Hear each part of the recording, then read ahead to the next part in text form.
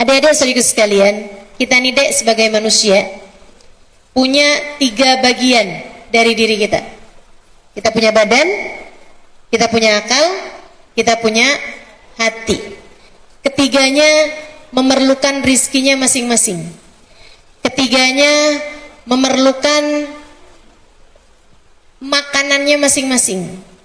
Ketiganya punya keperluannya, punya sarananya untuk bisa tumbuh, berkembang hingga kemudian menjadi yang berada dalam keadaan mapan. Badan kita nih perlu rizkinya untuk tumbuh. Dari apa? Dari makanan, dari minum, dari kesehatan, kan begitu? Badan kita dek secakep apapun, tapi kalau sakit, oh udah tuh, udah nggak enak ngapa-ngapain, betul? Badan kamu nih, begitu misalnya bagus badannya bagus, tapi lagi lapar, langsung tuh nggak bisa mikir. Betul gak? Adik-adik, Ustazah saya kalau lapar bisa mikir, ya belum lapar banget berarti.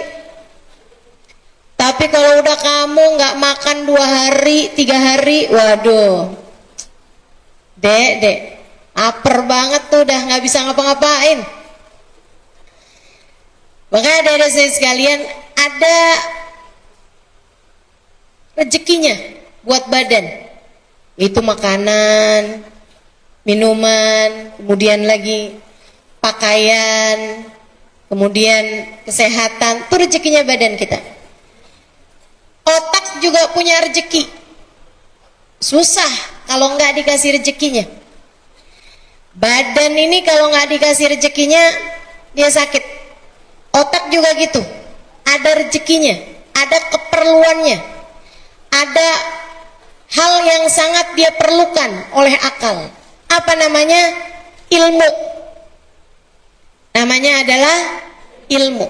Makanya kita perlu banyak belajar biar otak kita berkembang, biar otak kita bisa tahu kenyataan, bukan sebagai halusi, bukan sebagai ilusi.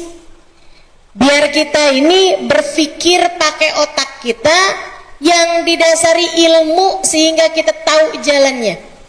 Makanya dibilang bahwa ilmu itu adalah cahaya. Orang kalau enggak dikasih rezekinya, badan kita kalau nggak ada rezekinya kan sakit. Otak kita kalau nggak ada rezekinya berupa ilmu, otak nggak punya ilmu, namanya orang apa dek?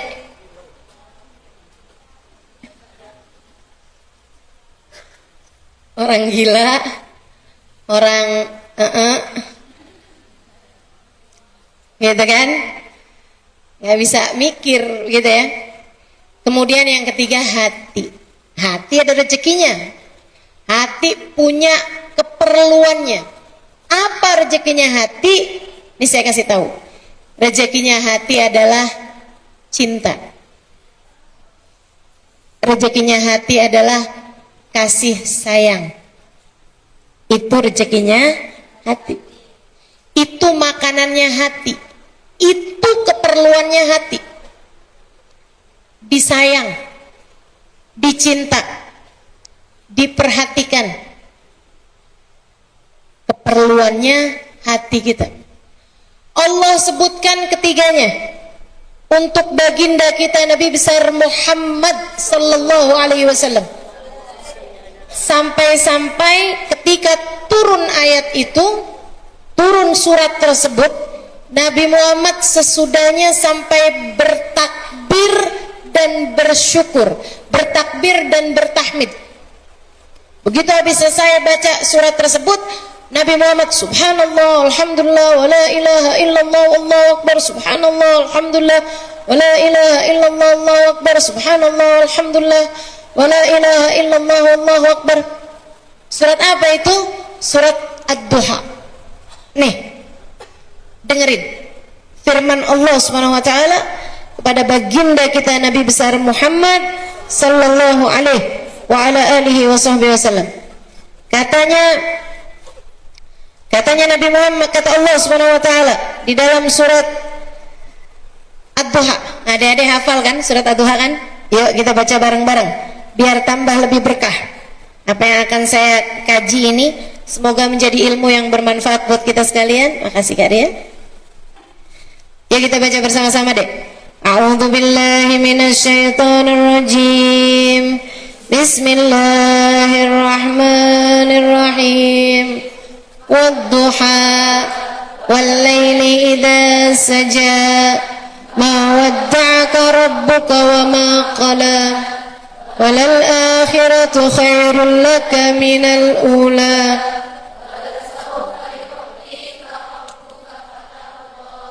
Alam yajidka yatiman fa'awa wa wajadaka dhallan fahada wa wajadaka 'ailan fa'aghna fa amma yatima fala taqhar wa amma as-sa'ila fala tanhar wa amma bi ni'mati rabbika. Demi waktu duha dan demi malam apabila telah gelap, Tuhanmu tak pernah meninggalkanmu dan tidak peduli padamu. Nggak pernah meninggalkan, nggak pernah nyuekin. Walal akhiratu khairul laka minal ula, dan sungguh akhirat lebih baik bagimu daripada dunia. Wala sawfa yu'tika rabbuka fatarda, di akhirat nanti Allah akan terus memberimu wahai Nabi Muhammad hingga kamu menjadi ridha. Alam yajidka yatiman fa'awa, bukankah Allah mendapatimu sebagai anak yatim yang perlu kasih sayang, fa'awa, kemudian mendekapmu dengan kasih sayangnya. Kebutuhan hati, rezeki hati Allah kasih kepada Nabi Muhammad. Wa wajadaka dhallan fahada, bukankah Allah mendapatimu enggak tahu banyak hal, fahada, kemudian memberikan petunjuk padamu berupa mengaruniai ilmu yang menjadi cahaya. Kebutuhan akal. Wa wajadaka 'ailan, bukankah Allah mendapatimu sebagai orang miskin, kebutuhan terhadap harta, kebutuhan terhadap makanan, minuman, kebutuhan terhadap pakaian. Wa wajadaka 'ailan, Allah mendapatimu miskin wahai Muhammad. Fa'aghna, kemudian Allah mencukupkanmu dengan menikahkanmu kepada perempuan kaya raya bernama Sayyidah Khadijah.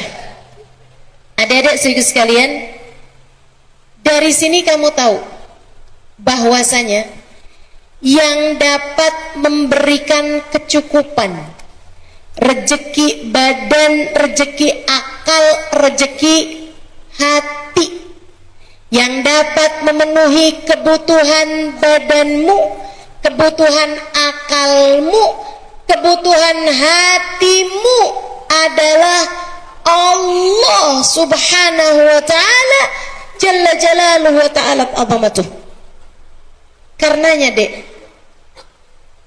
anak yatim itu adalah anak yang tidak mendapatkan salah satu dari ketiga kebutuhan tersebut. Ada yang yatim orang tuanya sehingga tidak dapat memberikan kebutuhan-kebutuhannya, yatim di masa kecil ini ya. Ada juga yang yatim akalnya karena tidak mendapatkan guru dan ilmu yang menjadi panduan dalam kehidupannya.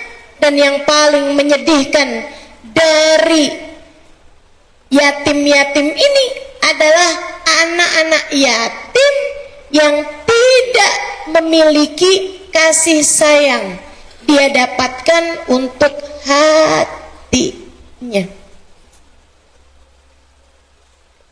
Adik-adik saudaraku sekalian yang saya muliakan, karenanya saya memberitahu kepadamu, Dek,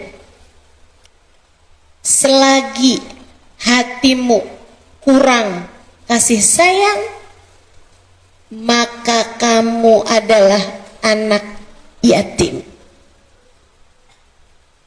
Dan Dek, yang dapat memenuhi kebutuhan kasih sayang dari kita, rahmukillah, adalah yang telah menciptakan kita, Allah Subhanahu wa ta'ala. Sebagaimana kalian kalau ngelihat anak yatim kesian, saya kalau ngelihat orang hidup gak punya guru juga kesian.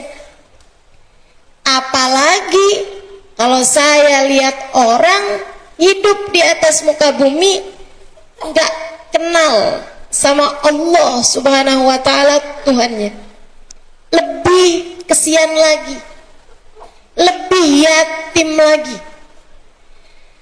Kalian nih karena hidup sebagai umat Islam, berada dalam lingkungan umat Islam, kadang nggak pernah tahu kita, alhamdulillah kita nih umat Islam, kita lahir sebagai umat Islam, alhamdulillah kita jadi nggak tahu perbedaan antara kita saat sebelum kenal Allah, saat sebelum kenal Allah, dengan kita sesudah kenal Allah.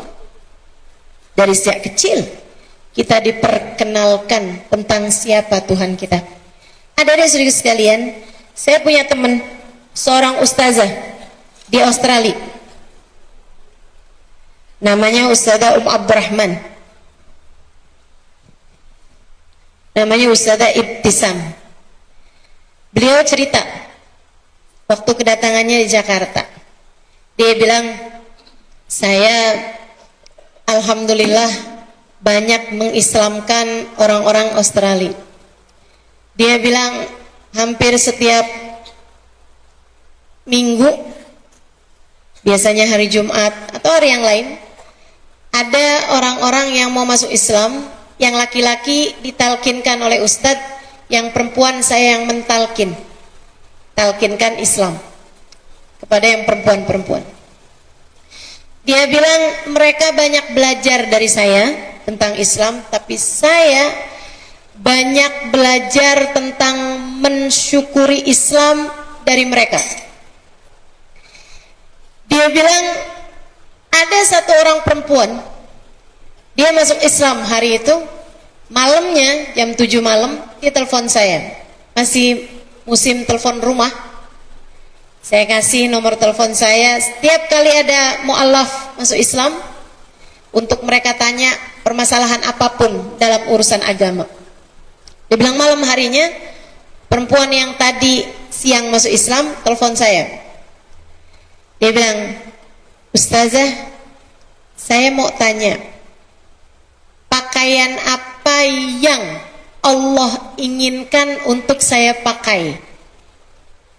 Dia nggak nanya pakaian apa yang diwajibkan buat saya pakai, enggak. Dia nggak nanya juga misalnya pakaiannya perempuan Islam tuh yang kayak gimana Ustazah, atau batasannya seperti apa, nggak gitu.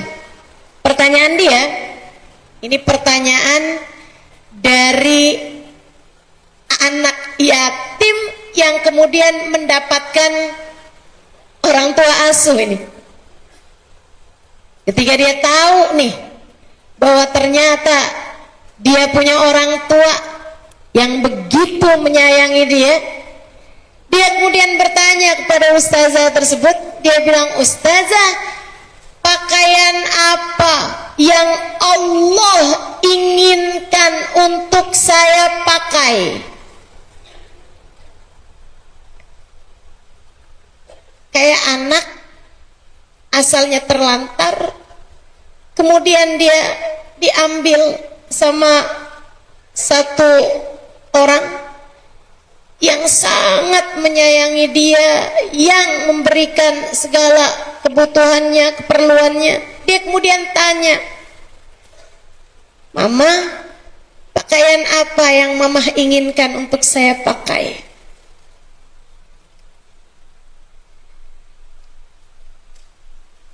Ustazah, teman saya ini, Ustazah Ibtisam, dia bilang, "Saya tahu urusan pakaian itu bukan sesuatu hal yang mudah untuk diikuti orang. Banyak umat Islam yang bahkan udah sampai tua nggak mau pakai jilbab, nggak mau pakai penutup aurat. Saya khawatir dia keberatan. Saya kepengennya dia menjalani Islam dengan perlahan-lahan tapi mantap, daripada saya kasih sesuatu yang berat dia amalkan kemudian akhirnya takutnya malah justru jadi terlepas." Jadi saya bilang, "Udahlah, kamu nggak usah tanya-tanya urusan pakaian aja nak dulu. Kamu tanya urusan yang lain aja dulu.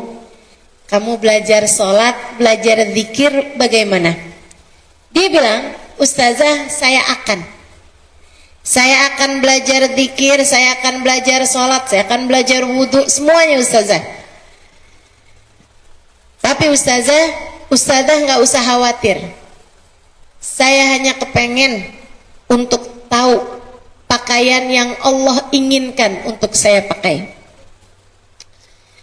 Akhirnya mau Ustazah itu dikasih tahu, sebagai perempuan muslimah, kamu harus pakai penutup aurat seluruh tubuh kamu kecuali wajah dan tangan. Tangannya sampai ke pergelangan. Kemudian warnanya gimana Ustazah? Ya jangan warna-warna yang mencolok nak. Kalau bentuknya Ustazah mau boleh apapun aja, yang penting jangan menunjukkan lekuk tubuh, maksudnya jangan ketat. Baik Ustazah, terima kasih Ustazah. Dia bilang besok paginya jam 7 pagi rumah saya diketuk orang. Saya buka pintu, ternyata anak perempuan, gadis kayak 20-an tahun gitu. Dia bilang, "Yang kemarin tanya, yang tadi malam telepon, yang kemarin masuk Islam, berdiri di depan rumah saya lengkap dengan jilbab, abaya, bahkan kaos kaki." Dia bilang, "Ustazah, seperti inikah pakaian yang Allah inginkan untuk saya pakai?" Saya bilang, "Iya, betul nak, seperti itulah pakaian yang Allah inginkan untuk kamu pakai." Saya pun kemudian mempersilahkan dia masuk. Saya suguhin makanan sarapan. Kemudian saya tanya sama dia, "Nak, urusan pakaian ini bahkan banyak umat Islam yang sudah lahir sebagai umat Islam sekalipun banyak yang merasa keberatan untuk memakainya. Kamu nggak keberatan buat pakai?" Dia bilang, "Enggak sama sekali Ustazah. Ini ringan saja. Ini urusan sekedar kain yang ada di badan saya. Sama sekali nggak ringan Ustazah." "Kenapa kamu merasa begitu? Bagaimana kamu berpikirnya gitu maksudnya?" Dia bilang, "Ustazah, saya tahu rasanya jadi seseorang yang Tuhan saya tidak mengakui saya sebagai hambanya. Saya tahu rasanya tidak bertuhan. Saya makan rezekinya. Saya hidup di atas muka buminya. Tapi saya tidak tahu siapa yang menciptakan saya. Saya nggak tahu saya ini disuruh ngapain hidup saya. Saya nggak paham tujuan saya dan jalan hidup saya harus seperti apa. rasanya semacam anak lahir tanpa kenal siapa orang tuanya, bahkan lebih buruk daripada itu. Ketika hidayah ini datang menyapa saya, kemudian saya jadi tahu siapa Tuhan saya, siapa yang menciptakan saya. Saya jadi tahu untuk apa Dia menciptakan saya. Saya diperkenankan memanggil-manggil namanya. Saya diperkenankan menyebut-nyebut namanya. Saya diperkenankan untuk sujud kepadanya. Saya pun merasakan dekap hangat kasih sayangnya. Jika Dia memerintahkan saya apapun, jika Dia menginginkan saya melakukan apapun, saya akan dengan suka hati melakukannya. Saya takut, Ustazah, jika saya tidak melakukannya, saya takut hidayah ini kembali dicabut dari dalam hati saya. Saya tidak mau kembali kepada kekafiran.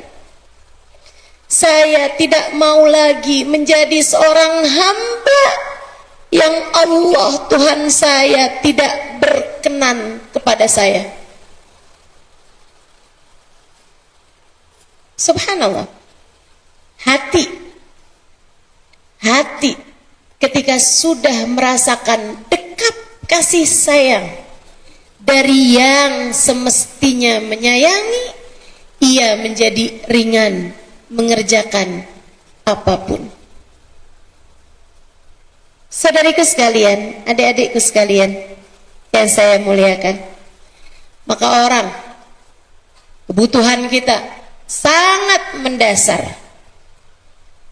di badan kita adalah makanan, minuman, nafas, pakaian, kendaraan, rumah, kebutuhan badan kita, kebutuhan akal kita, ilmu. Karenanya kamu jangan berhenti belajar, dek. Pelajari ilmu agama, belajar yang benar setinggi-tingginya. Sibukkan pikiranmu dengan ilmu, biar enggak disibukkan dengan hal yang lain-lainnya. Untuk kebutuhan kasih sayang, dek, saya kasih tahu, cinta dari siapapun enggak akan pernah cukup. Kamu jangan ngarep kebutuhan kasih sayang yang dirindukan oleh hatimu itu dapat terisi dengan cinta dari seorang manusia. Enggak ada, enggak akan pernah cukup. Adik-adik saudaraku sekalian yang saya muliakan, orang selagi tidak dapat merasakan kasih sayang Allah Subhanahu wa taala di dalam hatinya, dia hanya akan berpindah dari satu orang kepada orang yang lainnya. Percaya saya, karena saya nggak mau kamu menjadi salah satu di antara orang-orang tersebut. Kamu pernah lihat orang yang berpindah-pindah dari satu laki-laki ke laki-laki yang lain? Adik-adikku sayang, orang tersebut berpikir begini nih, pacaran ganti-ganti mulu. Sebulan ini sama dia, bulan depannya lagi sama si Enoh. Baru 2 hari ganti lagi. Habis itu sama yang lain lagi, sama yang lain lagi. Biasanya yang kayak begitu cakep apa jelek? Yakin? Kalau jelek gak ada yang mau tuh, dek. Cakep lah biasanya. Saya kadang-kadang nih kalau ngelihat yang begituan, terus saya lihat gitu, ini nih ya, yang gak cakep kayaknya harus bersyukur nih. Belum tentu kalau dikasih cakep mukanya, belum tentu gak kayak begitu modelnya. Teman-teman sekalian yang saya muliakan, pernahkah kamu lihat orang yang suka berpindah dari satu laki-laki kepada laki-laki yang lain, haus kasih sayang, dia akan bilang, ini nih sampai saya nikah, nanti kalau saya nikah saya akan setia. Kamu pernah lihat yang kayak begituan? Atau nih sekarang nih kamu pasti bakalan, oh iya ya, itu adalah ucapan dari seorang laki-laki berpindah dari satu perempuan ke perempuan yang lain. Habis selesai sama yang ini, ganti lagi sama yang ini. Pacarannya kayak punya jadwal, pacarannya kayak punya antrian. Bulan November sama Novi, bulan Desember sama Desi, bulan Januari sama Jenny, bulan Februari sama Feby, bulan Maret sama kasir Indomaret. Teman-teman sekalian saya muliakan, dah kayak punya jadwal gitu pacarannya. Terus dia ngomongnya kayak gini, ah ini kan cuma main-main aja, ntar kalau saya menikah saya akan setia sama pasangan saya. Saya kasih tahu dek, jangan percaya. Mau laki-laki mau perempuan, jangan percaya. Yang mudah berpindah hati, ini adalah soal mencari kasih sayang. Karena sama halnya dengan badan. Ini adik-adik perhatikan benar-benar nih. Ini saya mau kasih kepadamu ilmu dek, dan ini mungkin tidak akan kamu dengar dari guru biologi, nggak akan kamu dengar dari guru fisika. Kamu akan mendengarnya dari saya. Saya sama denganmu, seorang perempuan yang saya juga tahu persis bagaimana hati kita. Karenanya sebagai kakak, walaupun lebih cocok ibu, saya akan memberikan nasihat kepadamu. Dengarkan saya dengan baik. Mungkin akan menjadi pelajaran penting dalam hidupmu di sisa kehidupanmu nantinya. Adik-adik saudaraku sekalian, orang yang sibuk sekali dalam hidupnya mencari-cari kasih sayang, itu enggak akan pernah selesai sebelum menemukan fakta ini, sebelum dia dapat yang satu ini. Dia pikir saya akan berhenti suatu hari nanti, saya nggak akan lagi sibuk mencari kasih sayang satu hari nanti. Dia nggak tahu bahwa itu nggak akan menjadi sesuatu yang berubah. Kenapa? Karena itu dari rasa lapar terhadap kasih sayang. Sebagaimana badan kita ini kalau lagi lapar dia akan terus-terusan mencari makanan, sama halnya dengan hati kita. Kalau dia kelaparan terhadap kasih sayang, dia akan terus-menerus mencari-cari itu sepanjang hidupnya. Dan hidupmu jadi sia-sia kalau sepanjang hidup kamu terus-menerus mencari-cari, menuntut kasih sayang dari seorang manusia. Kenapa gitu Ustazah? Karena manusia itu yang kamu berharap menyayangimu sama denganmu, dia pun juga sama-sama mencari kasih sayang. Yang ada adalah saling tuntut menuntut. Kenapa sekarang kamu nggak sayang lagi sama saya? Kenapa sekarang kamu berubah? Kenapa sekarang kamu tidak seperti waktu awal kali kita bertemu? Kenapa kamu nggak kayak dulu lagi? Kenapa kamu terus saja begitu? Dia pikir pasangannya yang berubah. Enggak.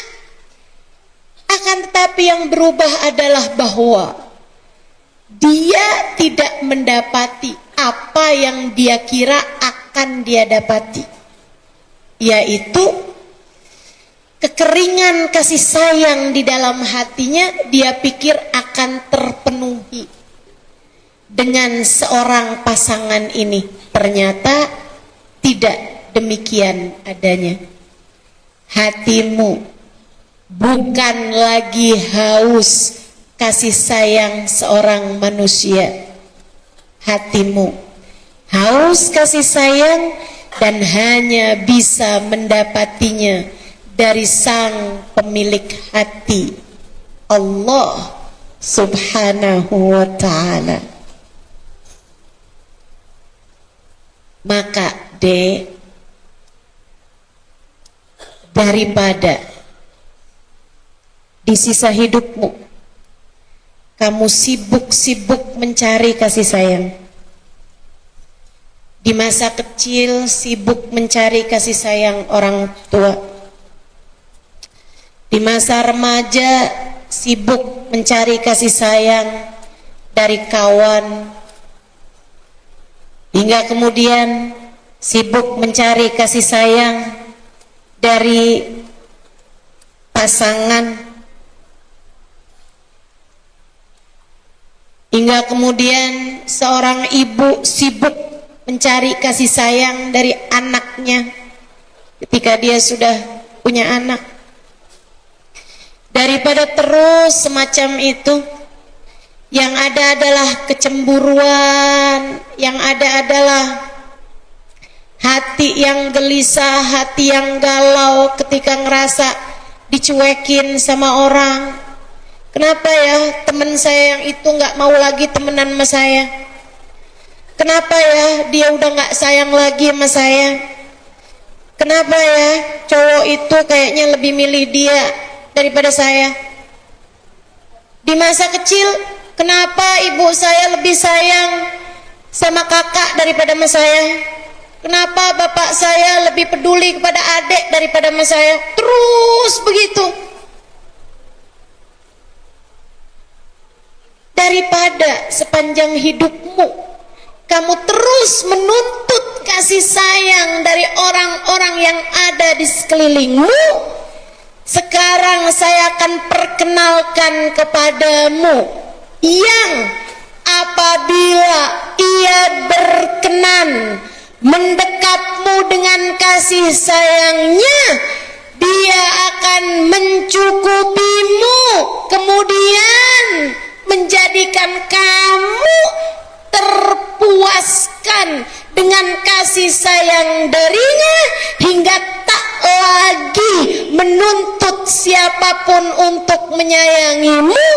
Bahkan bisa jadi kamu akan menjadi seseorang yang isi hatimu adalah menebarkan kasih sayang kepada siapapun saja,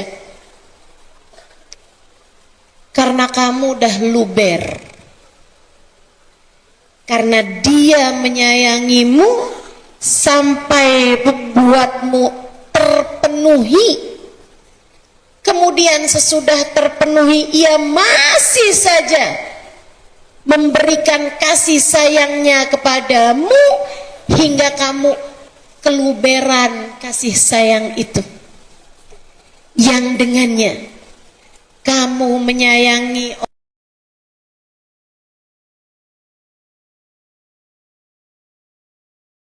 orang tuamu, kamu menyayangi adik-adikmu, kakakmu, yang dengannya kamu menyayangi teman-temanmu, hingga kemudian ketika kamu menikah, kamu akan menyayangi suamimu, kamu akan menyayangi anak-anakmu, tanpa pernah sibuk memikirkan apakah mereka sayang padamu atau tidak. Karena dia adalah seseorang yang telah keluberan dengan kasih sayang Allah. Gak ada dek, gak ada yang bisa memenuhi lubang di dalam hatimu selain Allah. Percayalah saya. Daripada kamu sibuk mengejar-ngejar cinta manusia, belajarlah untuk sibuk mengejar cintanya Allah. Daripada kamu sibuk mencari-cari perhatian dari manusia, iya sementara kasih sayang dari manusia, kalaupun kamu berhasil mendapatkannya, ia adalah sesuatu yang sifatnya fata morgana. Kamu kirain itu air, ternyata itu hanyalah padang pasir. Kamu hanya teralihkan untuk masa yang sebentar, bukan benar-benar mendapatkan kasih sayang yang selama ini kamu rindukan. Maka yuk belajar. Saya sudah panjang masa hidup saya untuk dengan penuh kepastian saya sampaikan padamu. Belajarlah mencari kasih sayang Allah. Hanya Dia yang dapat memenuhi seluruh tangki hatimu. Hanya Allah yang dapat memenuhi seluruh lubang yang ada di dalam hatimu itu. Hanya Allah. Hanya Allah. Kata Allah Subhanahu wa taala, A'udzu billahi minasyaitonir rajim. Wa idza sa'alaka 'ibadi anni fa inni qarib ujibu da'watad da'i idza da'ani falyastajibu li wal yu'minu bi la'allahum yarshudun. Wa idza sa'alaka, apabila hambaku bertanya kepadamu wahai Nabi Muhammad, anni, tentangku, apakah aku jauh sehingga dia harus berteriak memanggilku, ataukah aku dekat sehingga dia cukup untuk berbisik padaku? Fa inni qarib, katakan padanya bahwa aku sangat dekat. Ujibu da'watad da'i idza da'ani, aku akan mengijabah doa dari siapapun yang menyeru namaku. Maka mintalah padaku dan berimanlah padaku, niscaya mereka akan mendapatkan petunjuk. Dekat denganmu, Allah dekat denganmu. Dia pemilik segalamu, dek, nak, dia pemilik segalamu. Matamu miliknya, darinya. Telingamu miliknya, darinya. Anggota tubuhmu miliknya, darinya. Orang tuamu miliknya, darinya. Saudara-saudarimu miliknya, darinya. Kawan-kawanmu semuanya miliknya, milik Allah Subhanahu wa ta'ala. Jalla jalaluhu wa ta'ala azamatuh. Dia memberikan kepadamu apa yang dia berikan selama ini. Lihatlah dirimu itu, sampai segini gedenya nih, artinya bahwa Allah Subhanahu wa ta'ala selama ini sudah berkenan memberi kepadamu tanpa pernah melupakanmu. Dek, gimana ceritanya kalau ada yang sudah sebegitu baiknya kepadamu, kemudian kamu meninggalkannya? Kalau kamu punya orang tua baik banget sama kamu, segala kebutuhanmu dia penuhi. Apapun yang jadi keinginanmu dia beri. Adakah menurutmu pantas untuk kamu tinggalkan? Enggak kan? Enggak pantas. Allah selama ini memberi padamu. Bahkan seringkali kamu tidak menyadarinya. Kamu dikasihnya iman, kamu dikasihnya kesehatan, kamu dikasihnya orang tua, dikasihnya kawan, dikasihnya segala macam. Sampai sekarang Allah tidak melupakanmu. Apakah pantas kiranya kamu melupakan dia? Nggak pantas kan? Yuk belajar. Belajar buat cinta sama Allah. Ustazah, saya mau nanya nih Ustazah, apakah Allah itu cintanya sama kita sama Ustazah? Oh enggak, tentu aja. Apakah Allah cintanya sama Ustazah nih sama nggak sama cintanya Allah sama saya? Misalnya kamu tanya gitu. Tentu aja nggak sama. Tentu tidak sama. Teman-teman sekalian, orang yang paling dicinta sama Allah, para nabi-nabinya Allah. Kemudian para wali-walinya Allah. Kemudian para syuhada. Ini yang Allah Subhanahu wa taala sampaikan di dalam Al-Qur'an. Para pejuang, para ulama. Kemudian di bawah mereka orang-orang soleh. Orang yang paling nggak disayang sama Allah Subhanahu wa taala adalah hamba-hambanya yang Allah tidak memperkenankan padanya untuk beriman padanya. Itu yang paling nggak disayang sama Allah deh. Allah kasih mereka mobil, Allah kasih mereka rumah, Allah kasih mereka tanah, Allah kasih mereka kecantikan, Allah kasih mereka ilmu duniawi, Allah kasih kepada mereka semua hal-hal tersebut. Allah kasih kecerdasan, Allah kasih followers banyak, Allah kasih suara bagus, Allah kasih. Tapi Allah tidak berkenan untuk namanya disebut oleh orang tersebut. Kenapa gitu? Allah nggak suka sama dia.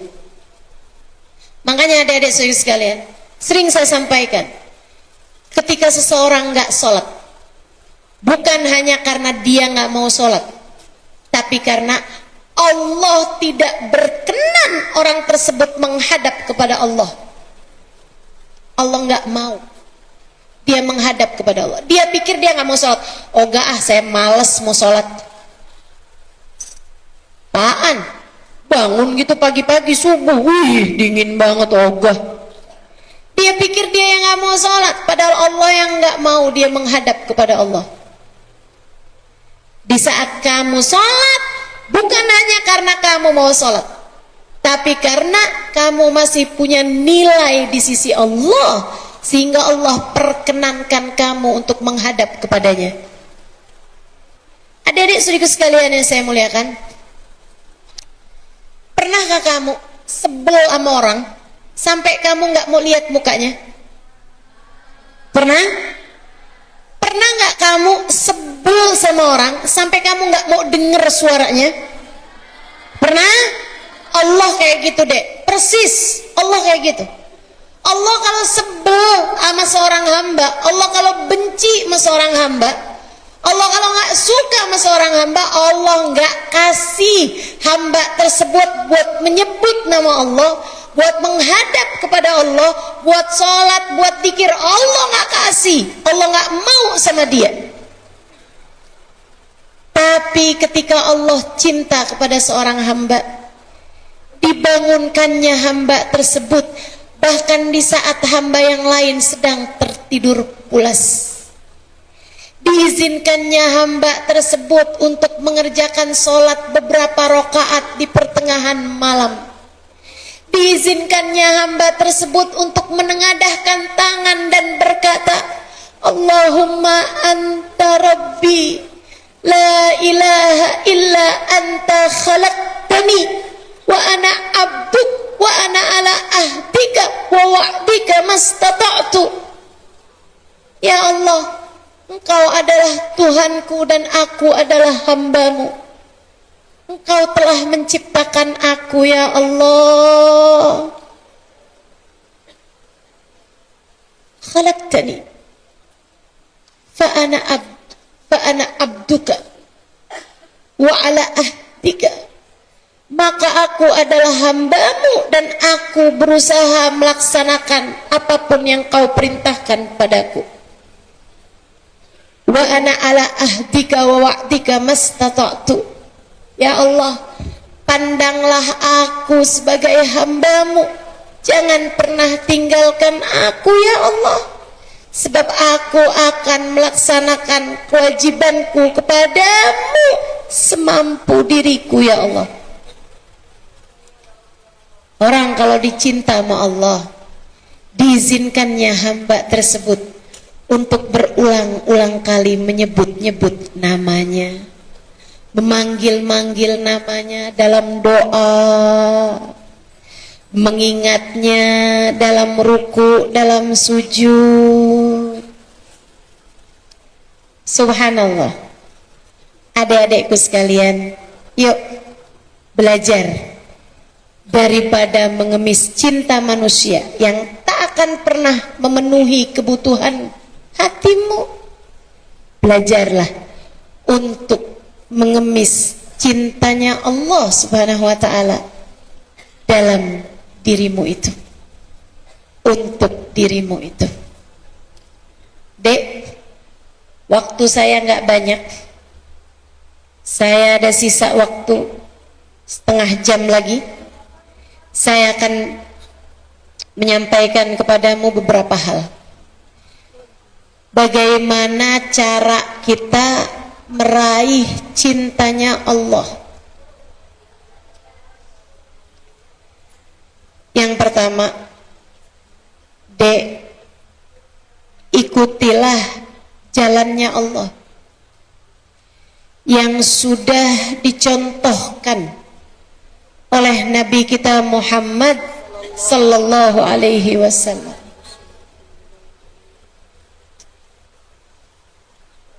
Ikuti. Katanya Allah dalam hadis qudsi, "Ma taqarraba ilayyal mutaqarribun illa bimithli ada'i maftaradtu alaihim." Tidak ada cara seorang hamba mendekat padaku kecuali dengan melaksanakan apa yang telah aku tentukan untuk mereka, apa yang telah aku tuliskan untuk mereka. Salat jangan tinggal, puasa Ramadan yang batal di Ramadan kamu qada,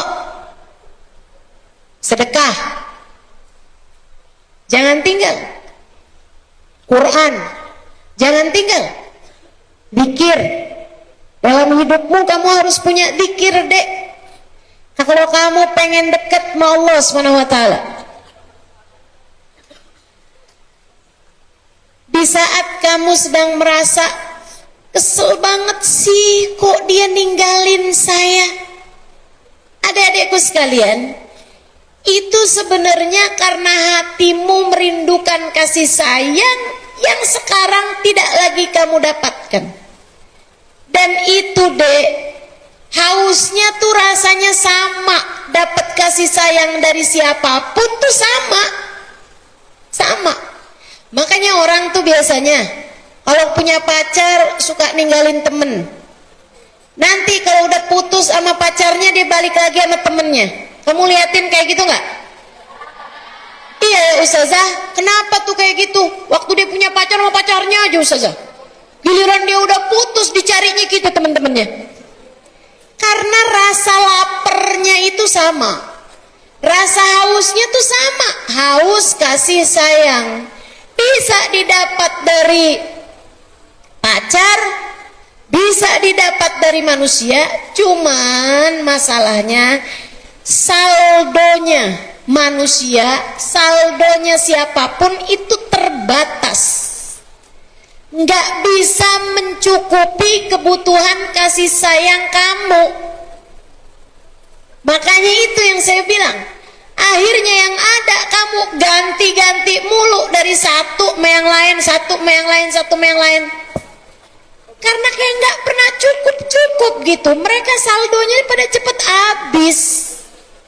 Yang saldonya nggak pernah habis adalah kasih sayang dari Allah Subhanahu wa Ta'ala, yang mengatakan wa rahmati wasi'at kulla syai', kasih sayangku meliputi segala sesuatu. Wa rahmati wasi'at ghadabi, kasih sayangku lebih luas daripada murkaku. Orang kalau udah disayang sama Allah, dia tidak akan lagi berharap kasih sayang dari siapapun, dari siapapun. Gak akan pernah kekurangan kasih sayang. Dek, kamu pikir nih, orang yang kemudian memutuskan untuk saya bunuh diri aja deh,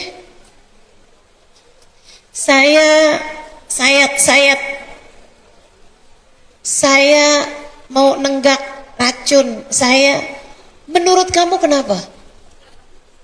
Kalau bukan karena dia haus kasih sayang, dia lapar kasih sayang, dan ternyata dia tidak mendapatkannya. Semuanya sama. Bukan dek, bukan karena kurang duit, bukan. Justru orang tuh kalau kurang kasih sayang, ngerasanya serba kurang semuanya. Istri yang kurang kasih sayang, dia akan merasa bahwa kalau saya punya duit banyak, saya bisa beli tas, saya bisa begini, saya bisa begitu, saya mungkin akan diterima orang, saya akan disayangi orang, saya akan dikagumi orang, sehingga dengannya saya merasa puas. Dan ternyata enggak gitu. Seorang istri ketika suaminya dia tahu berselingkuh misalnya, dia akan berpikir, wah ini pasti gara-gara hidung saya nggak mancung, wah ini pasti gara-gara alis saya kurang berbentuk, wah ini mungkin gara-gara berat badan saya sekarang sudah mulai XXL. Sehingga kemudian dia berusaha setengah mati, berusaha buat menjadikan dirinya ideal. Padahal dek, emang kamu gak pernah dengar ada cewek cantik yang diselingkuhi? Banyak banget. Bukan di situ caranya. Tapi caranya adalah dengan hatimu dipenuhi kasih sayangnya Allah, membuatmu gak perlu lagi sama kasih sayang siapapun. Saya banyak bertemu orang-orang yang hatinya sudah full dengan kasih sayang Allah Subhanahu wa Ta'ala, sehingga tidak lagi berharap kasih sayang dari siapapun. Ada yang bahkan sudah mendapatkan hal tersebut dari sejak kecilnya. Ini saya mau cerita. Di buku saya Bidadari Bumi, saya ceritakan tentang orang satu ini.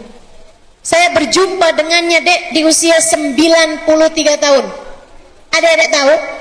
93 tahun, matanya nggak pakai kacamata, ngelihat Quran dengan jelas, nggak pakai dijauh-jauhkan. Nih sekarang aja nih saya kalau lihat HP udah mulai saya jauhin. Padahal saya kelihatannya kan masih muda ya deh. 93 tahun ini beliau baca Quran nggak pakai kacamata. Beliau nggak pakai alat bantu dengar. Dan beliau 93 tahun masih mengajar dengan jelas, badan beliau enggak pakai tongkat, enggak pakai alat bantu jalan, beliau berjalan dengan tegap. Bahkan ketika saya menyampaikan kekaguman saya kepada orang-orang yang sekampung dengan beliau, mereka bercerita, "Ustazah," kata mereka, karena saya waktu itu sudah mengajar, "Ustazah tahu nggak, beliau ini tahun lalu pergi haji dan beliau naik ke Gua Hiro." Beliau pergi haji dan naik ke Gua Hiro. Sekuat itu badannya. Teman-teman saudariku sekalian, saya ketika melihat beliau terbayang ucapan para ulama-ulama yang mengatakan, "Hafidnallahu fis sighar, fahafadanallahu fil kibar." Kami adalah orang-orang yang menjaga Allah di masa muda kami, sehingga Allah menjaga kami di masa tua kami. Kami adalah orang-orang yang dari sejak masa kecil kami dekat dengan Allah, menjaga Allah, menghadirkan Allah di dalam diri kami, dalam hati kami, sehingga Allah tetap membersamai kami di masa tua kami. Dijaga Allah hingga di masa tuanya. Adik-adik saudaraku sekalian, cerita ini saya dapatkan dari orang-orang yang menceritakan hal ini, tapi sesudah saya menuliskan kitab tersebut, sehingga saya tidak menuliskannya di Bidadari Bumi yang pertama, enggak juga saya tuliskan di Bidadari Bumi yang kedua ya. Cerita ini adik-adik saudaraku sekalian, mereka cerita, kami dari sejak kecil tahu kemuliaan wanita ini, namanya Hubabah Bahiyah. Sebab ibunya dulu bercerita kepada nenek ibunya nenek kami. Kan usianya udah tua banget tuh Hubabah Bahiyah, 93 tahun. Jadi yang seumuran sama ibunya Hubabah Bahiyah itu kan neneknya nenek barangkali ya. Ibunya Hubabah Bahiyah dulu bercerita, di masa kecilnya Hubabah Bahiyah, saya tahu bahwa anak saya ini nanti akan jadi perempuan besar, akan jadi perempuan yang dicinta Allah, semacam walinya Allah lah gitu. Kenapa gitu? Ditanyain nih sama kawan-kawannya. Dia bilang, saya baru nyadar ketika dia, Hubabah Bahiyah, berusia 7 tahunan. Saya bilang, anak saya kenapa nggak pernah minta sama saya? Tidak sekalipun anak saya meminta-minta pada saya. Ibunya loh ini, nggak pernah minta apapun, minta uang, minta permen, minta makan, nggak pernah.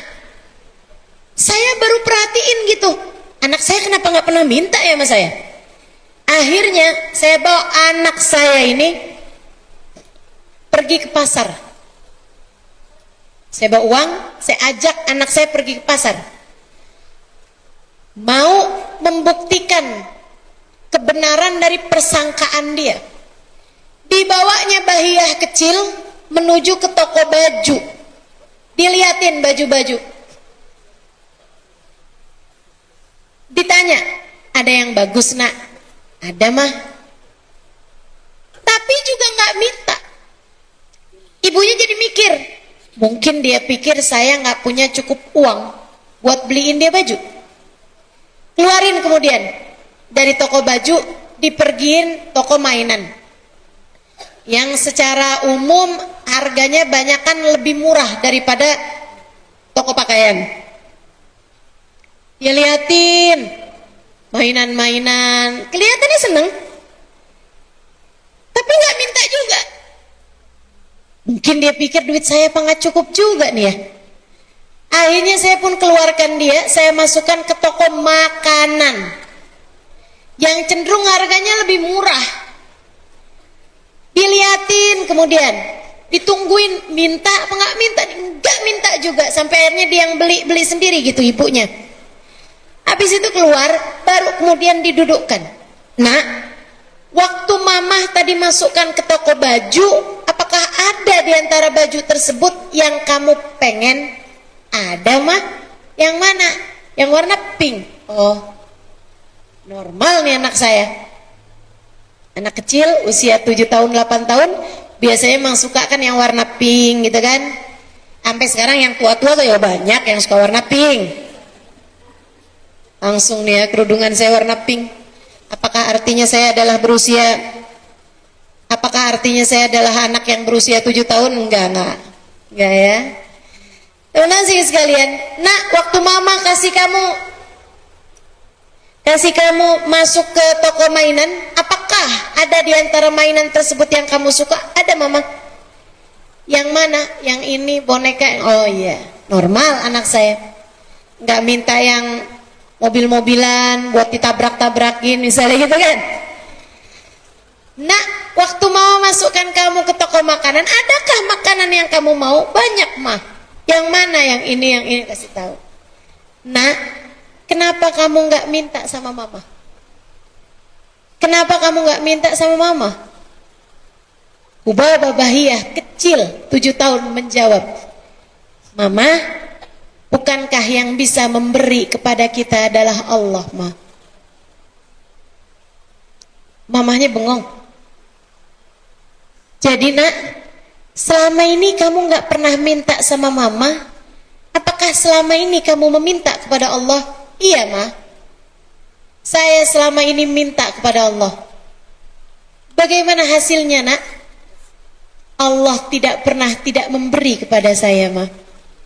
Apapun aja yang saya mau. Mau itu berupa makanan ataupun hal-hal yang lainnya. Semuanya selalu saja Allah memberikannya kepadaku. Masya Allah. Udah ketemu Allah di usia 7 tahun. Sepertinya kita sangat terlambat, bukan? Tapi nggak apa-apa. Terlambat nggak apa-apa daripada tidak sama sekali. Allah yang dapat memenuhi kebutuhanmu zahir batin, dan hanya Allah lah yang ketika mendekatmu dengan kasih sayangnya, kamu akan terpenuhi kebutuhan kasih sayangmu darinya. Satu, kerjakan perintah Allah SWT, dan kedua, tinggalkanlah larangannya. Tinggalin dosa, Dek, tinggalin dosa. Jangan pacaran. Ketika kamu memutuskan pacaran, kamu memutuskan tali antaramu dengan Allah. Kamu kalau memutuskan pacaran, kamu lagi putus sama Allah. Kamu lagi putus sama Allah, sebab kamu memilih jalannya setan. Jalannya setan itu selalu berseberangan dengan jalannya Allah SWT. Kamu ketika memilih jalannya setan, semakin kamu ikuti, artinya kamu sedang semakin menjauh dari Allah SWT. Kata Nabi Muhammad, ma khala rajul wa imra'ah illa wa syaitan thalithuhuma. Tidaklah berdua-duaan laki-laki dengan perempuan, melainkan yang ketiganya adalah. Kamu sudah tahu itu. Jadi pilih aja, mauan ikut jalan Allah, mauan ikut jalan setan. Kalau begitu jangan pacaran. Kamu udah tahu yang haram apa aja, tinggalin. Kamu udah paham kok yang haram apa aja. Adik-adik saudaraku sekalian yang saya muliakan.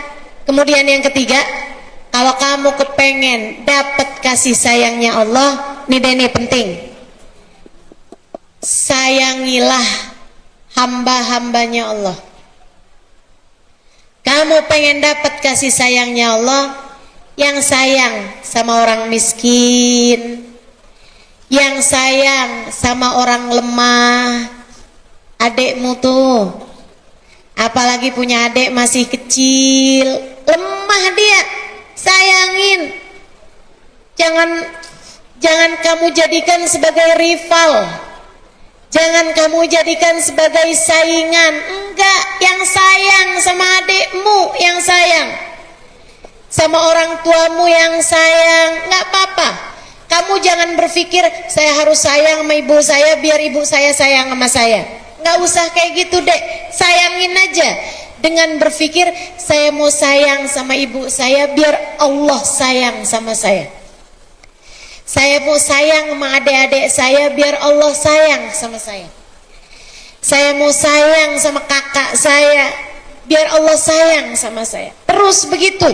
Karena katanya Nabi Muhammad, irhamu man fil ard yarhamukum man fis sama. Sayang yang di bumi, Allah Subhanahu wa taala akan menyayangimu.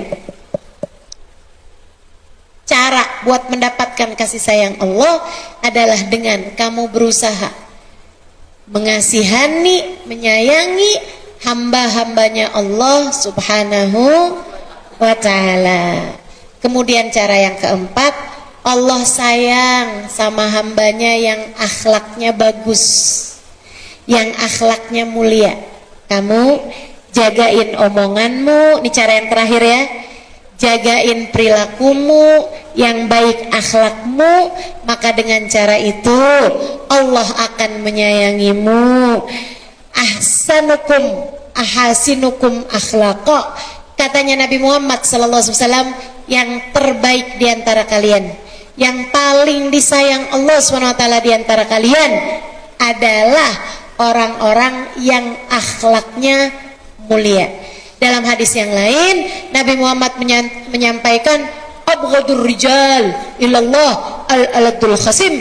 Orang yang paling dibenci sama Allah adalah orang yang keras kata-katanya dan juga buruk akhlaknya, keras hatinya, keras ucapannya, jelek perangainya, tukang ngambekan, tukang tersinggungan, keras hati.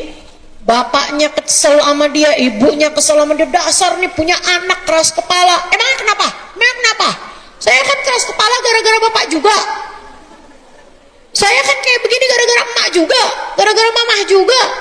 Wah, tuh yang model beginian nih. Kata Allah Subhanahu wa taala, abghadur rijal, orang yang paling dibenci sama Allah adalah orang yang keras ucapannya, kasar ucapannya, keras pula hatinya. Naudzubillah min dzalik. Jika keempat hal tersebut kamu laksanakan terus, kamu kerjakan perintah Allah, belajar buat nambahin sholat, ya, bukan sholat duhur jadi 5, bukan, tapi nambahin sholat maksudnya tambahin sholat sunnah, gitu kan? Oh, Allah tambah sayang sama kita, tambahin. Dari uang kita sedikit kita kasihin orang, sedikit kita sumbang ke teman kita, terus begitu. Nanti Allah SWT akan semakin sayang sama kita. Tinggalin dosa. Kemudian lagi yang ketiganya tadi apa? Ya, sayangi sesama. Kemudian yang terakhirnya berakhlak yang mulia. Keempat hal itu kalau kita laksanakan, maka akan memungkinkanmu untuk kamu selalu di dekat Allah dengan kasih sayangnya. Rabbana zalamna anfusana wa illam taghfir lana wa tarhamna lanakunanna minal khasirin. Rabbana atina fid dunya hasanah fil akhirati hasanah wa qina adzabannar. Fadhu subhana rabbika rabbil izzati amma yasifun. Wassalamun alal mursalin. Alhamdulillahi rabbil. Ada waktu buat 3 pertanyaan. Ya, sebelum saya harus nantinya berangkat ke Medan Juang. Bukan, bandara ya. Baik, silahkan teman-teman, adik-adik, kakak-kakak yang ingin bertanya, silahkan angkat tangannya. 3 pertanyaan. 1, 2, 3.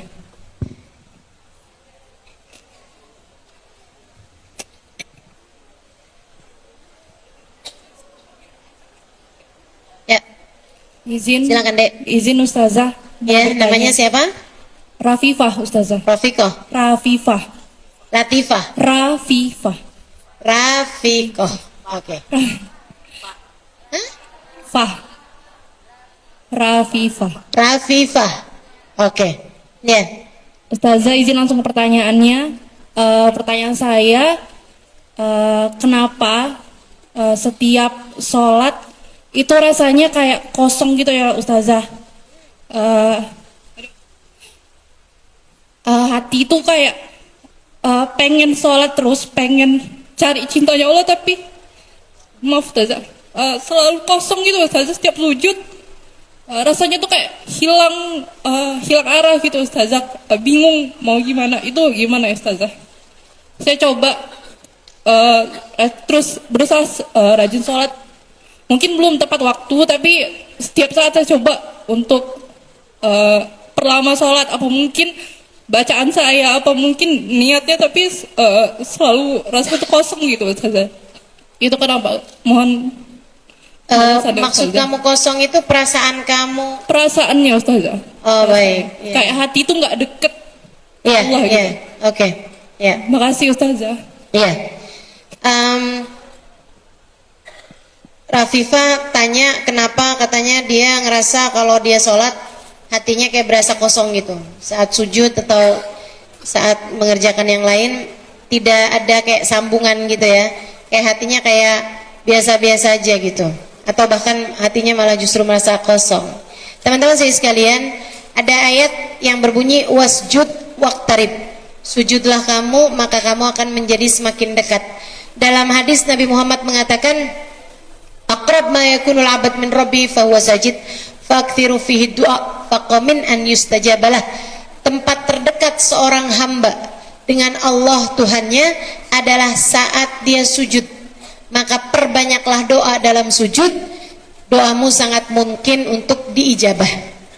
Jadi sebenarnya sujud itu sendiri adalah kondisi paling dekat, keadaan atau posisi paling dekatnya seorang hamba dengan Allah SWT. Sampai-sampai guru saya Sayyidil Habib Umar bin Hafid mengatakan, ada orang di bumi sujud, ada yang di atas langit sana tidak sedang sujud.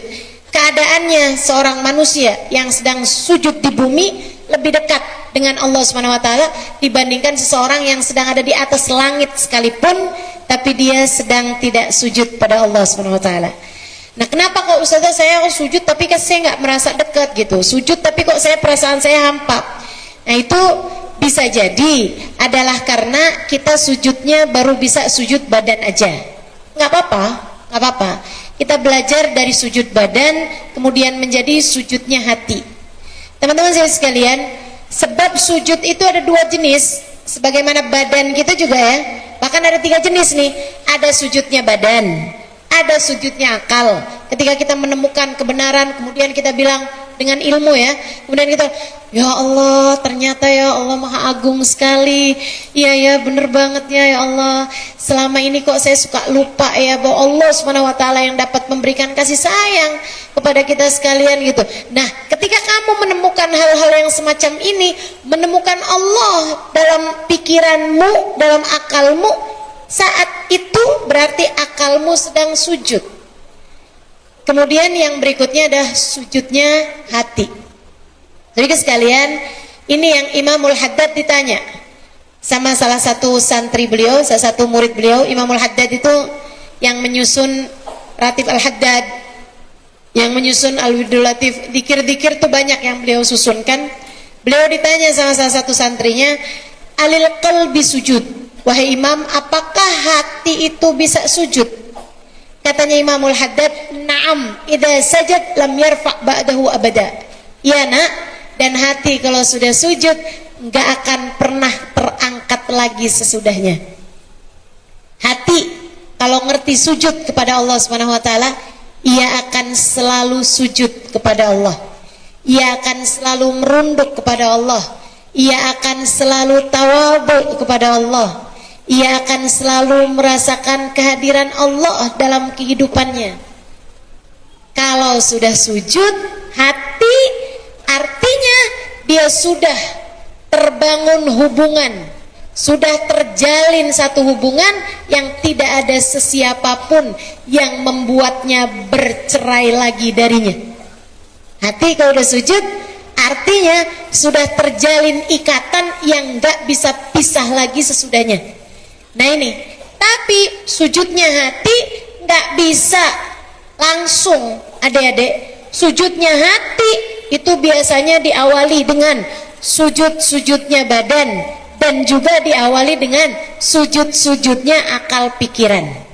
Karenanya nih, kalau kamu kepengen sujud kamu punya rasa dalam hari-hari kamu, belajar buat mendekat kepada Allah, belajar buat sering-sering ingat sama Allah, belajar buat selalu menghadirkan Allah dalam hati.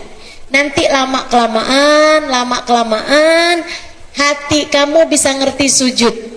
Nah kalau sudah hati ngerti sujud, kemudian saat kamu sujud, sujudnya badan tidak hanya sendirian, hatinya juga ikut sujud. Saat itu maka kamu akan merasakan keindahan sujud yang sesungguhnya. Saat itu kamu akan berasa wasjud waqtarib, sujudlah dan kamu akan menjadi semakin dekat dengannya. Saat kamu sujud, kamu akan merasa bahwa kamu sedang berada dalam dekap cintanya.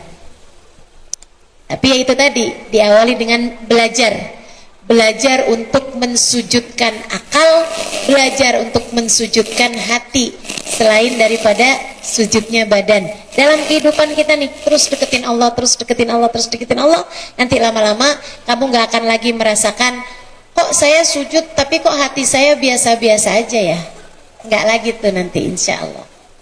Gitu ya, Dek ya, Dek Rofifah. Baik, yang lain? Yang lain tadi yang kedua siapa ya? Oh ya itu.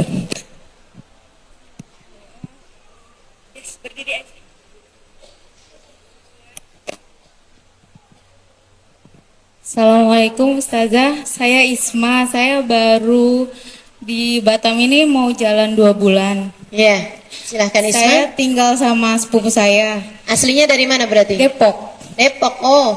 Biasa juga saya ikut kajian Ustazah. Oh, biasa ikut kajian saya. Oke, silahkan. Saya mau nanya, saya tinggal sama sepupu saya. Apa? Saya tinggal sama sepupu saya. Ya. Saya satu kosan. Saya ini dosa Cewek gak? juga? Iya. Oke. Saya ini dosa gak kalau nggak mengingatkan sholat? Tapi setiap kali saya mengingatkan sholat, dia selalu bilang, dulu juga saya nggak sebaik sekarang, kayak gitu. Dulu juga dia nggak sebaik sekarang atau dulu juga kamu tidak sebaik sekarang? Saya yang tidak sebaik. Ya. Terima kasih Ustazah. Baik. Assalamualaikum. Waalaikumsalam warahmatullahi wabarakatuh. Apakah ketika kita bersama dengan seseorang kita harus selalu mengingatkan sholat kepadanya? Nah, itu bagian dari dakwah ya. Bagian dari dakwah.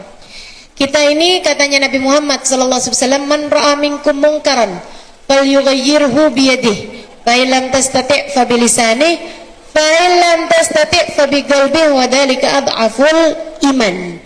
Kata Nabi Muhammad, siapa di antara kalian yang melihat kemungkaran, salah satunya orang Islam tapi nggak sholat, itu kan namanya mungkar. Siapa di antara kalian yang melihat kemungkaran, silahkan tegur, silahkan ubah kemungkaran tersebut dengan tangannya, artinya dengan kekuasaannya, kalau dia mampu untuk itu. Wa'ilam tastati, kalau dia nggak mampu untuk itu, fabilisani, maka dengan tangannya, dengan lisannya, dengan ucapannya. Ini yang selama ini kamu laksanakan. Artinya kamu menegur dengan lisan kamu, gitu kan? Nah, tapi Ustazah, teguran saya nggak manfaat buat dia karena dia malah marah, dia malah ngambek, gitu kan? Karena memang deh ya, orang itu ditegur kan yang nggak tahu. Tapi kalau yang udah tahu terus dia memang maunya begitu, ya kita susah mau bilanginnya kan. Menegur itu artinya mengingatkan, itu kan orang yang memang nggak inget gitu. Tapi kalau dia sebenarnya ingat tapi dia emang nggak mau ngerjainnya, ya gimana cara kita negurnya kan gitu. Mungkin kamu bisa pakai bahasa-bahasa yang jauh lebih mudah untuk dia gitu. Bukan hanya sekedar sholat loh, bukan cuma sekedar gitu. Tapi misalnya gitu, ketika lagi ada masalah gitu kan, kalau saya alhamdulillah sih, kalau ada masalah jadi lebih tenang kalau saya sholat. Misalnya begitu, hal-hal yang semacam itu. Kalau dia lagi negur-negur sesuatu atau apa, Kalau dia lagi curhat-curhat, dia lagi keluh kesah atau apapun, kamu bisa menegurnya dengan bilang, kalau saya kalau lagi ada masalah kayak begini nih, saya coba sholat. Coba deh kamu, lagi pas ada masalah aja nih, misalnya kamu sholat gitu. Ntar kalau udah masalah kamu udah beres, lain lagi ceritanya, misalnya gitu. Maksudnya hal-hal yang sangat sederhana yang memungkinkan untuk dia mau mengerjakan sholat dengan ucapan kamu. Tapi kalau itu pun juga tidak lagi bermanfaat, kamu bisa cara yang ketiga, fabigalbi, sekurangnya dengan hatimu. Meskipun itu adalah adhaful iman, iman yang paling lemah. Tapi berusaha untuk setidaknya kamu menegur dengan hati, dengan cara ya sekurangnya didoakan. Dan ini juga nih, walaupun kita menegur dengan lisan, sebaiknya juga kita tetap doakan. Kita nggak pernah tahu doa itu kapan diijabahnya. Tapi cobalah terus untuk mendoakan. Jadi saat kita bisa saya sholat, kita doakan, kita doakan. Saya satu hari ada didatengin orang, dia bilang, saya kepengen masuk Islam Ustazah, tolong talkinkan saya. Saya didatengin orang mau masuk Islam. Saya tanya, apa yang bikin kamu mau masuk Islam? Dia bilang, karena saya ngiri lihat teman saya sholat. Subhanallah. Jadi dia tinggal di Jakarta, ngekos. Sama nih ceritanya nih, sama kamu nih Isma. Dia bilang, saya biar ringan kosan saya tinggalnya satu kamar berdua. Kebetulannya waktu itu saya tinggal berduaan dengan seorang yang memang mau nyewa aja gitu, dan dia Islam. Jadi bukan teman, bukan apa, pokoknya sama-sama mau nyewa rumah, sama-sama mau berhemat, yang akhirnya kemudian nyewa satu kamar berduaan, yang satu muslimah pakai jilbab, yang satu Kristen ini tadi. Dia bilang, satu hari saya lagi ada masalah berat banget dalam hidup saya habis diputus sama pacar saya yang kami udah pacaran bertahun-tahun. Dia bilang, saya pulang dalam keadaan nangis sampai lewat tengah malam gitu. Saya nangis terus sepanjang malam itu. Tengah malam dia bilang, saya lihat teman saya bangun, kemudian dia masuk kamar mandi, keluar dia pakai mukena, terus dia sholat. Dia bilang, dari arah tempat duduk saya, dari arah tempat tidur saya ngelihat dia dari belakang dia sholat. Dia bilang, ketika saya liatin dia sholat, entah kenapa hati saya jadi merasa tenang. Dia bilang, saya ngerasa tenang sampai kemudian saya bisa tidur. Sesuatu hal yang saya udah nggak bisa tidur tuh dari beberapa hari sebelumnya. Saya malah justru bisa tidurnya setiap pas ngelihat dia sholat. Dia bilang, besoknya lagi kayak gitu lagi. Saya nggak bisa tidur, saya nangis malaman. Begitu saya ngelihat dia sholat, saya bisa tidur. Dia bilang, sampai mulai hari itu setiap hari saya nungguin dia sholat untuk saya liatin dia. Terus saya merasa tenang, kayak ada obat hipnotisnya atau apa. Dia bilang, saya kemudian tertidur. Habis itu saya sering banget kalau ada masalah-masalah, saya ngeliatin dia sholat. Kemudian saya ngerasa, kok enak banget ya. Saya jadi mikir, saya baru ngeliat orang sholat aja segini enaknya. Gimana kalau saya yang sholat? Akhirnya saya bilang sama teman saya itu, saya bilang, boleh nggak kamu ajarin saya sholat? Tapi saya nggak mau masuk Islam, saya cuma mau sholatnya aja gitu. Kamu kasih tahu saya bacaannya apa, gerakannya kayak gimana. Saya mau sholat kayak kamu, tapi saya nggak mau masuk Islam. Terus temennya bilang, nggak bisa. Kamu kalau mau sholat, ya kamu harus masuk Islam. Emang kenapa gitu? Ya karena ini adalah ibadah kami gitu, kepada Tuhan kami gitu. Karena kenapa kamu kepengen belajar sholat? Dia bilang, ya karena saya setiap kali lagi pusing-pusing, sumpek-sumpek, saya ngeliatin kamu sholat kayak tenang gitu. Oh iya, dia bilang, memang saya kalau sholat sih setenang itu memang. Akhirnya dia kemudian datang ke rumah saya dan dia minta diislamkan. Hanya karena kepengen mengerjakan sholat. Jadi memang pada dasarnya teman-teman, sholat tuh setenang itu gitu. Jadi ngapain kamu nakut-nakutin orang pakai neraka, untuk urusan sholat, gitu kan? Udah aja kasih tahu betapa tenangnya ketika kita mengerjakan sholat, gitu. Insya Allah sambil terus didoakan, gitu ya, sambil terus didoakan. Ketika kita udah nggak manfaat gitu Ustazah, kayaknya ketika ngasih nasihat sama dia, boleh nggak kalau saya berhenti nasihatin dia? Iya nggak apa-apa, berhenti aja, tapi sambil terus didoakan, Insya Allah. Oke, pertanyaan terakhir, silakan. Di mana tadi ya? Iya. Di belakang. Tadi tuh ada siapa tuh tadi? Silakan.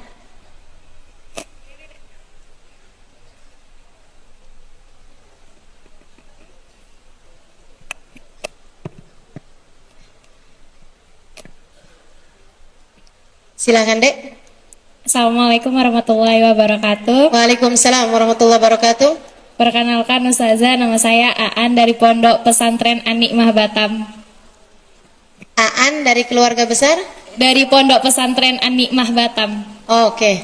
Ada santri juga di sini ya. Silakan. Ustazah, izin bertanya.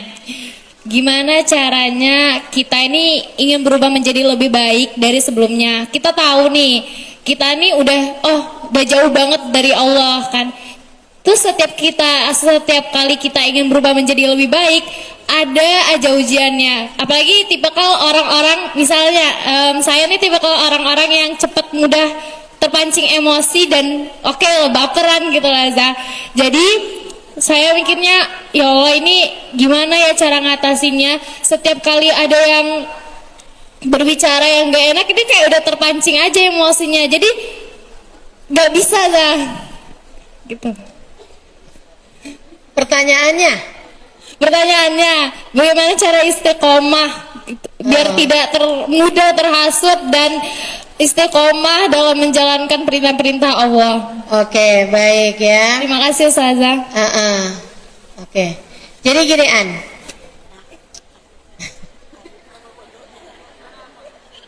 Satu, ya. Kenapa Ustazah ketika kita memutuskan untuk menjadi lebih baik ada aja ujiannya? Ya emang gitu kan. Namanya kan mau naik kelas. Orang kalau mau naik kelas kan mesti ada ujiannya memang. Kamu memutuskan untuk naik kelas, ada aja memang ujiannya gitu. Tapi ya nggak apa-apa, ujian itu tidak membuat kamu hina kok, gitu. Ujian itu tidak membuat kamu bukan karena Allah nggak suka, gitu kan, bukan. Tapi justru karena Allah cinta, makanya kamu diuji gitu. Itu satu. Kemudian kalau pertanyaannya, Ustazah saya kok baperan ya, saya kok tersinggungan. Gimana caranya Ustazah biar saya tuh nggak baperan, jadi saya lebih bisa gampang istiqomah. Kamu harus ingat bahwa apapun yang terjadi di atas muka bumi ini adalah dengan kehendak Allah, dengan kehendak Allah. Kamu harus lebih sering melibatkan Allah dalam segala urusan. Ya, kamu harus lebih sering melibatkan Allah dalam segala urusan. Jadi kamu harus melatih dulu nih dari Allah, dari Allah, dari Allah, dari Allah. Di saat kamu sedang tidak dalam keadaan marah, kamu harus ingat-ingat bahwa itu bukan dari diri kita sendiri tapi dari Allah, gitu. Saya bagikan tips terakhir ini ya, dari pengalaman pribadi saya. Saya dulu juga orangnya agak kayak kamu An. Mirip juga saya, agak baperan. Terus saya juga orangnya mudah tersinggungan. Iya. Sampai dengan saya menikah pun juga saya mudah terpancing emosi juga gitu. Kemudian ada waktu-waktunya namanya suami istri gitu kan. Kadang-kadang saya sama suami ada hal yang kami nggak cocok gitu. Akhirnya terjadilah perdebatan, apalagi mengingat saya seorang ustazah sementara suami saya bukan ustadz. Jadinya akhirnya kita kadang suka adu argumen dan kesian banget sama suami saya tuh. Karena kalau adu argumen saya bawa hadis, saya bawa ayat. Saya bayangin tuh pasti dia tertekan sekali gitu ya. Ya Allah rasanya nih ya Allah, saya fasik banget. Mungkin begitu kali pikirnya ya. Karena saya langsung bawain, nggak bisa kayak begitu kan Nabi Muhammad bilang. Waduh, bawa Nabi Muhammad, bawa Allah gitu kan. Kan ayatnya kan nggak gitu Kak, ayatnya kan bilang begitu. Waduh, saya udah bayangin tuh, udah pasti tuh neraka dalam pikiran dia tuh kan. Terus tuh saya liatin gitu kan, kalau abis berantem, abis marah, itu rasa hatinya nggak enak banget. Coba deh perhatiin. Nggak enak banget gitu, hati kayak kebakar, kayak panas gitu kan. Rasanya nggak enak banget gitu. Yang masalah adalah bahwa kadang-kadang habis berantem itu saya kemudian pergi majelis. Di majelis saya ngajar, saya bilang ada hadisnya Nabi Muhammad yang mengatakan kalau ada perempuan sholat 5 waktu, puasanya bagus, dia taat sama suami, dia boleh masuk surga dari pintu manapun. Itu kan rasanya ada kayak namparin diri sendiri gitu. Ya Allah, ini gak enak bener ya, astagfirullah. Jadi akhirnya saya pikir, wah saya gak mau marah-marah lagi nih, saya gak mau baper lagi. Udah deh, kalau suami saya marah, saya gak mau jawabin. Satu hari gak cepet juga ya, waktu yang lama gitu. Maksud saya, suami saya bukan yang modelannya cepet marah juga enggak, dia malah justru cenderung lebih sabar gitu. Tapi ada aja kan beberapa waktu kemudian ada waktunya dia marah. Saya ingat-ingat tuh, jangan jawab. Jadi dia marah tuh saya diem aja. Terus suami saya bilang kayak gini, kok kamu diem? Saya bilang, saya jawabin salah, sekarang saya diem juga salah. Dia bilang, kamu tuh memang diem mulutnya, tapi muka kamu tuh isinya protes semua.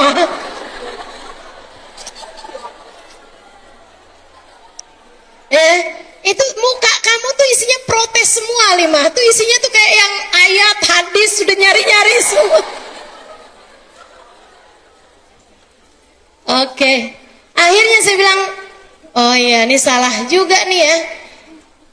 Beberapa waktu kemudian, saya kemudian berpikir gitu, ada satu ucapan dia, ucapan suami saya. Dia bilang begini nih, Halimah, kamu kan ustazah. Kadang-kadang tuh kamu terbiasa didengarkan, sampai akhirnya kamu tidak mudah untuk mendengarkan. Cobalah untuk bisa mendengarkan. Kadang-kadang ini kejadian mungkin 20 tahun silam ya, awal-awal nikah. Dia bilang, kadang-kadang nih Halimah, Allah punya segala macam cara untuk menegur kita. Dan kamu semestinya bersyukur bahwa kamu ditegur oleh seseorang yang sayang sama kamu, bukan oleh seseorang yang benci sama kamu. Bukankah indah teguran ketika datang dari orang-orang yang menyayangi kamu?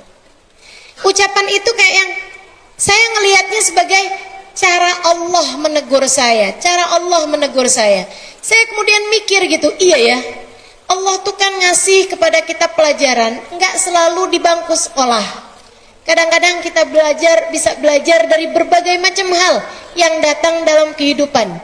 Bisa jadi salah satu caranya adalah lewat ucapan atau perbuatan orang-orang yang ada di sekeliling kita. Jadi mulai itu saya kemudian berusaha mengingatkan diri saya sendiri bahwa tunggu dulu, bisa jadi ini adalah pesan dari Allah.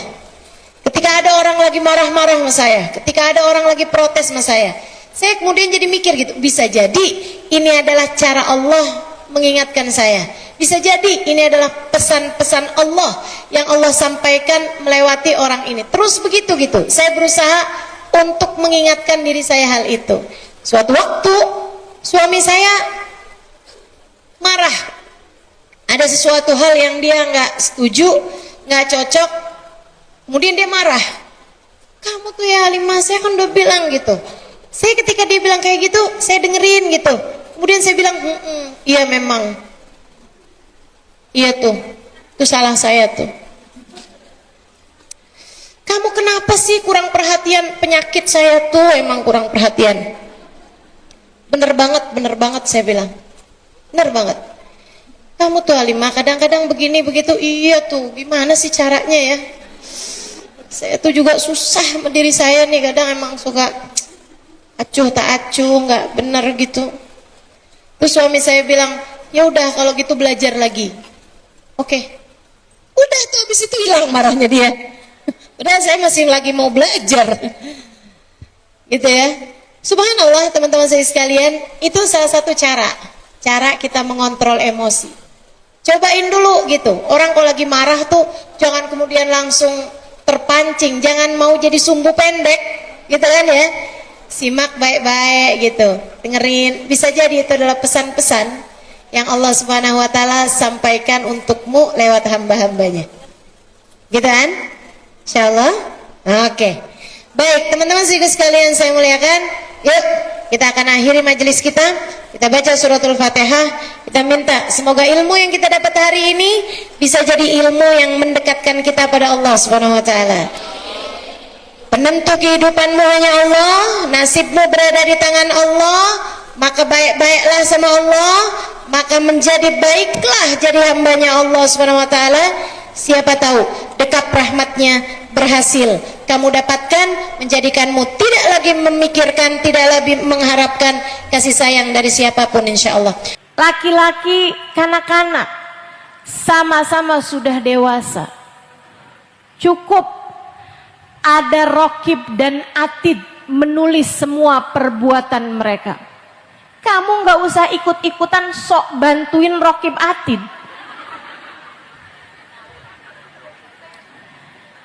Kita harus memantau pergerakan suami. Pinter-pinter jaga telinga. Makanya saya tuh nggak pernah setuju sama acara reuni sekolah. Reuni SMA. Reuni kuliah. Reuni SMP. Kalau hari lebaran tuh pada pulang kampung, ya Allah, dari SD reunian. Reuni SD, reuni SMP, SMA. Habis itu ntar ada lagi reunian dengan teman sekampus. Begitu ya? Banyak bener acaranya. Itu berpotensi. Potensi apa? CLBK. Cinta lama bersemi kembali. Gua kok ustazah, saya mah pinter jaga hati, pinter jaga diri. Bisa jadi. Tapi yang laki-laki itu belum tentu. Sehingga akhirnya kamu pun mulai di WhatsAppin sama dia. Jam 10 malam nanyain udah makan belum? Kamu lihat sebelah kamu ada laki-laki lagi ngorok. Kamu nggak pernah peduli, saya udah makan apa belum? Ada yang peduli sama saya, nanyain saya udah makan apa belum? Teman-teman sekalian yang saya muliakan, tuh kalau ada kayak begitu, nih saya kasih tahu aja nih ya, semuanya nih. Yang tidak halal bagimu nanyain, kamu udah makan apa belum? Bu, para istri, ketika datang godaan-godaan hidup seperti ini, kamu punya suami tapi hatimu tertarik dengan laki-laki lain, sampaikan pada hatimu, jangan wahai hati, takutnya kamu kehilangan tiket kebersamaan dengan Nabi. Sebab Nabi Muhammad bilang, la yazni zani hina yazni wa huwa mu'min. Orang kalau berzina saat ia sedang berzina, maka ia bukan lagi orang mukmin, bukan lagi umatku, kata Nabi Muhammad alaihi salam. Bagaimana nasibmu jika dalam masa-masa seperti itu kamu biarkan hatimu melalang buana membayangkan seorang laki-laki lain yang tidak halal bagimu?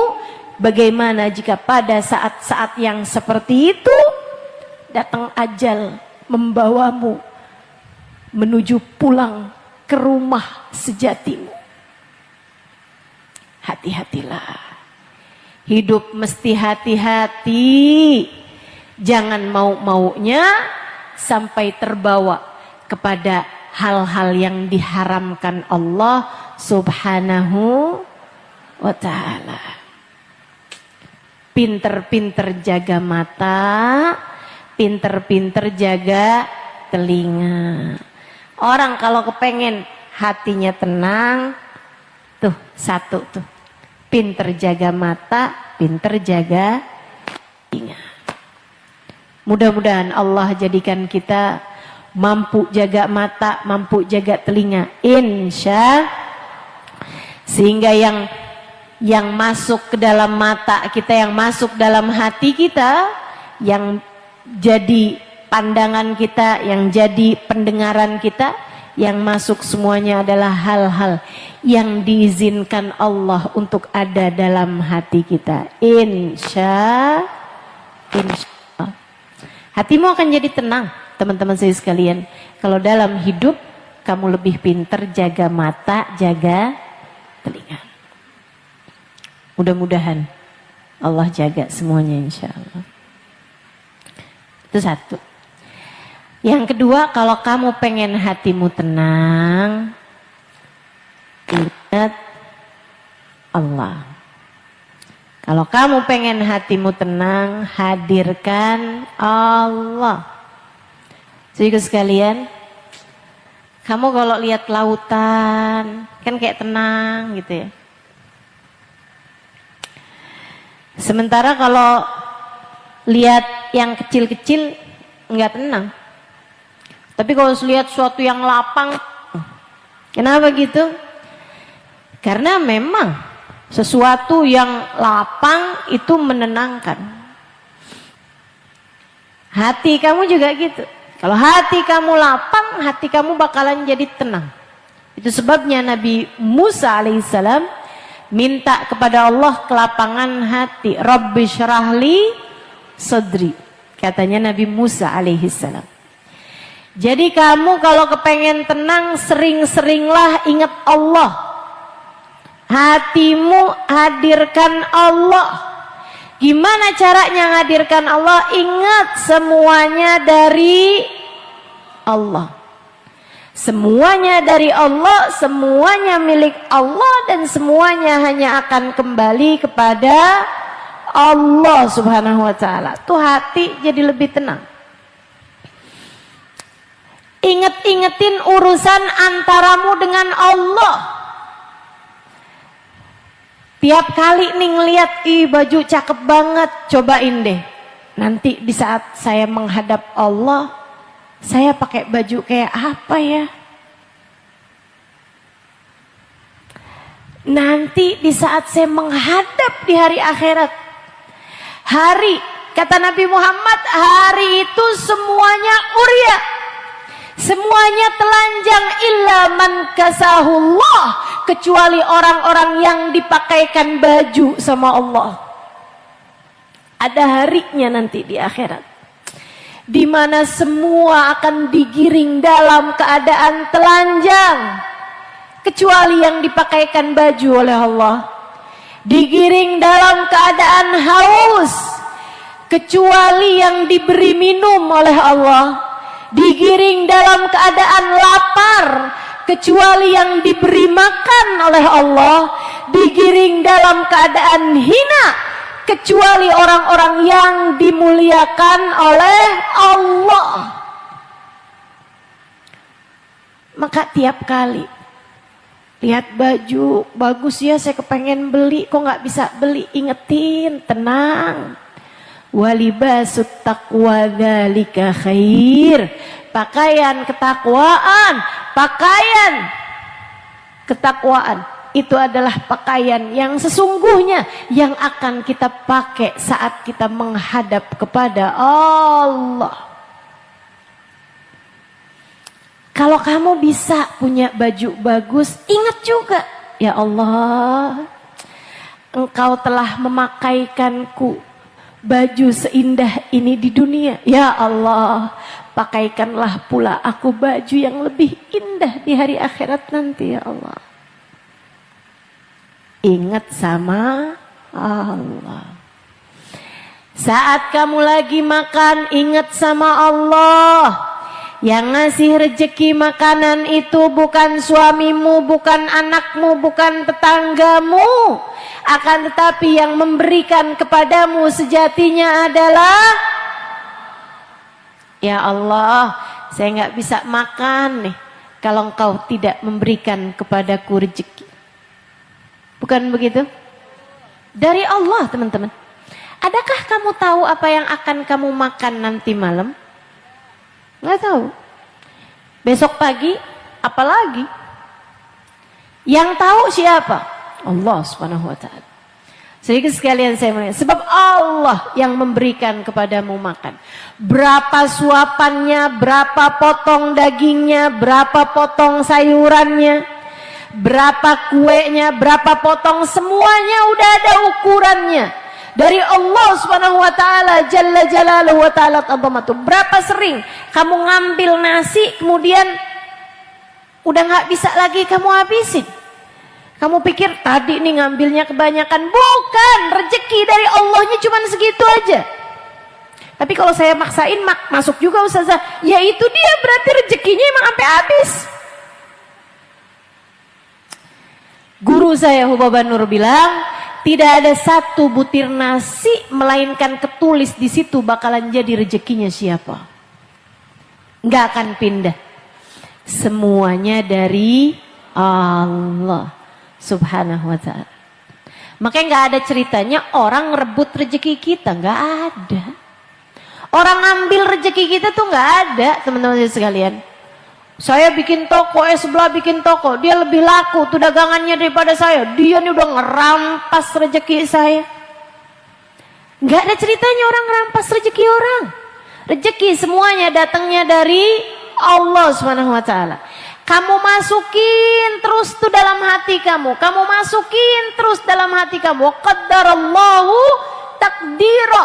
Allah Subhanahu wa ta'ala. Qad ja'alallah likulli syai'in qadra. Kata Allah Subhanahu wa ta'ala, Allah lah yang telah menetapkan ukuran dari masing-masing takdirnya.